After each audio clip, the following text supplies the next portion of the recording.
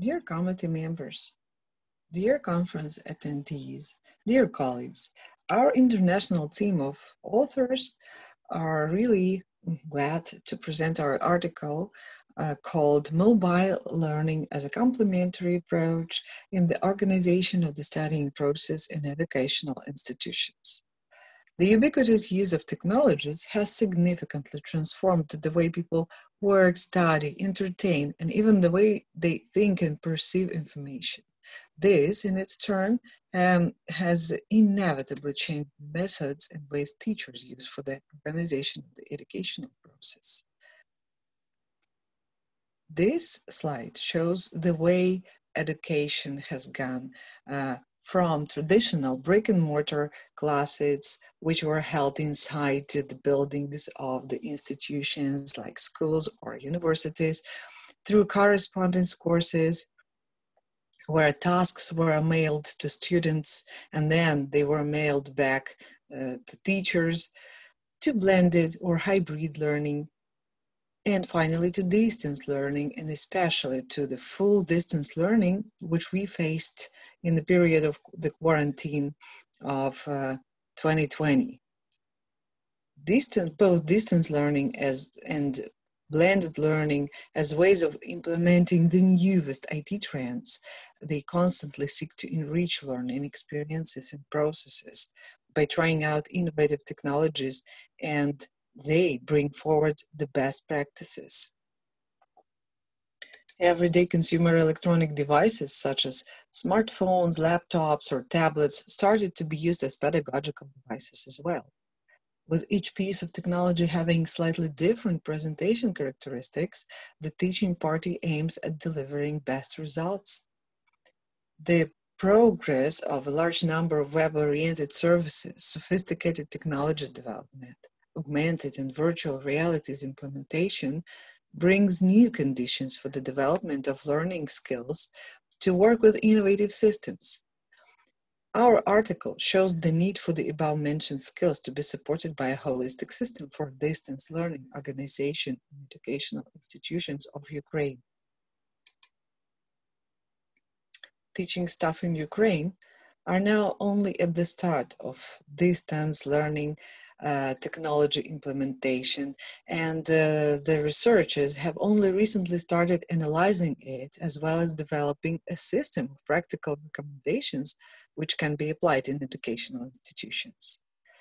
Both domestic and foreign experts support the idea that most of the innovations and refinements in distance and blended learning have been developed to improve the quality of education, of course, and as well as to support a student-centered attitude. The authors are especially interested in studying and evaluating practical solutions of distance learning implementation within the learning process in Ukrainian educational institutions, as well as the amount of technologies that are presently used by teachers to organize the learning process in a sufficiently up-to-date way. A survey on ICT use in the process of in-auditorium education was carried out by the authors, aiming to evaluate the level of blended learning techniques which were used while organizing brick-and-mortar lessons at National University of Ukraine, Kyiv Polytechnic Institute, over the period of September-December 2019. Computer sciences and applied system analysis specialties students were asked about the percentage of ICT use within the classroom activities they face in their lessons of programming and computer science at university. This slide shows the following results. 24.3% of all interviewed evaluate the quantity of technological presence in their technical subject in class lessons as only at 40% of capacity. At the same time, 12.6% of the respondents see the full load of ICT use up to 100%. And such low number cannot be considered as a step to the digitalization of the learning process provided by higher education institutions. At the same time, At the same time, clear prevalence of technology use in technical subjects like programming or computer sciences over other disciplines, non-technical, can be seen in the responses of the focus group students. This slide shows poor 6.8% of the respondents who think that ICTs are fully used in the classroom lesson, compared to 25.2% who think that technology is used only by 200% of capacity. When asked about the platforms they use or are familiar with, the NTU KPI students participating in the survey showed the tendencies which can be applied to most technical specialty students at present period, although their experience is deeply affected by the teachers' or institutions' choice of platforms to deliver the knowledge on.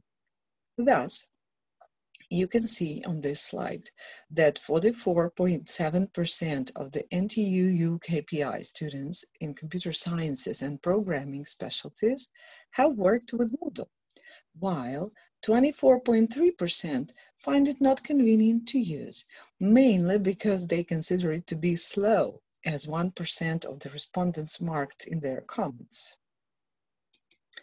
The second leading platform chosen by teachers to organize the learning process appears to be Google Classroom, as we can see here, with 40% of the respondents having worked with it and 28.2% finding it convenient to use, which is supported by 43.7% of the students who see it as a really useful tool. Next coming, Coursera. Here, this slide shows the students' experience in learning with Coursera, and it has been used by 45.6% of the respondents. And it has been considered useful by nearly the same amount of students, which is namely 44.7%, with only 1.9% seeing it as not convenient or not useful. Smaller amount of the NTU KPI students who took part in the survey have experience in working with Prometheus. This is shown by the data introduced here, which gives us the notion that 65% of the respondents have not worked with it, compared to 27.2% of those who do have experience using it, as well as 25.2% of those who find it useful. Another popular with students resource appears to be Quizlet.com, which organizes learning, revision, and control in an amusing and even competitive way, providing online games and competitions.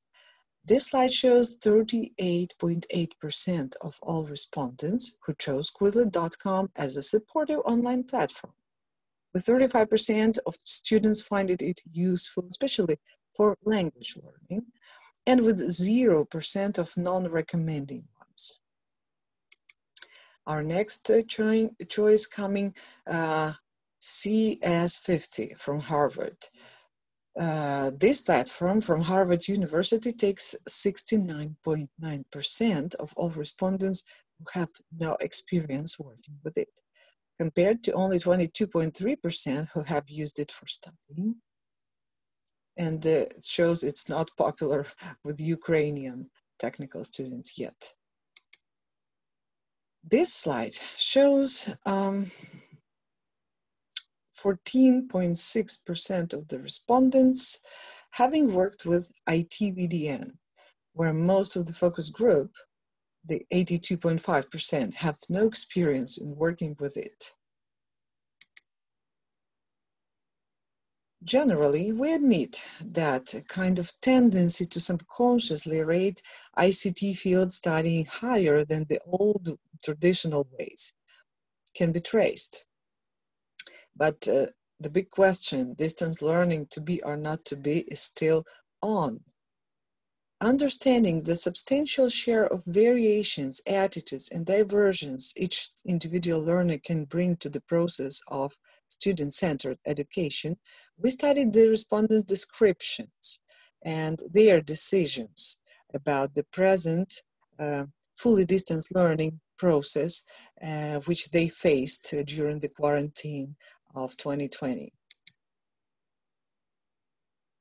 Distance learning, yes or no, students' evaluation in April 2020. This slide shows a clear prevalence of yes, seeing advantages of distance learning over classroom learning. But we wanted to see the students' attitude to what this fully distance learning lacks. And they found some disadvantages in the process of distance learning organizations which they had during the period of the quarantine 2020. And here they are as follows. The absence of sequences of online video lectures on each subject, the need for a more organized schedule with observed workload. They complained about too few practical tasks completed with explanations or examples. And one of the biggest point was a lack of a unified platform with clear requirements for the students and too little interaction with the teacher. For example, students asked for more video instructions or for more consultations.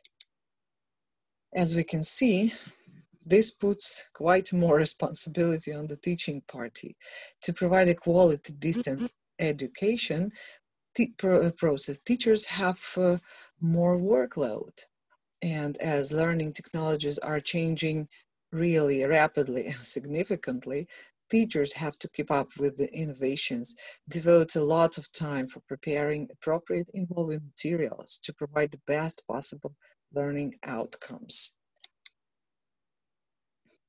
As we can see, students on their side see fully provided distance learning as a sufficient, interesting, and more modern way of knowledge obtaining. They find the experience useful. Some of their feedbacks can be good ideas on the drawbacks of the present way of mobile learning, distance learning organizations, and they, as we can prompt, they have now been considered and adopted by institutions' guidance. And the whole strategy of mobile learning vector has to be supported and developed on the institutional and governmental levels. We thank you for your attention.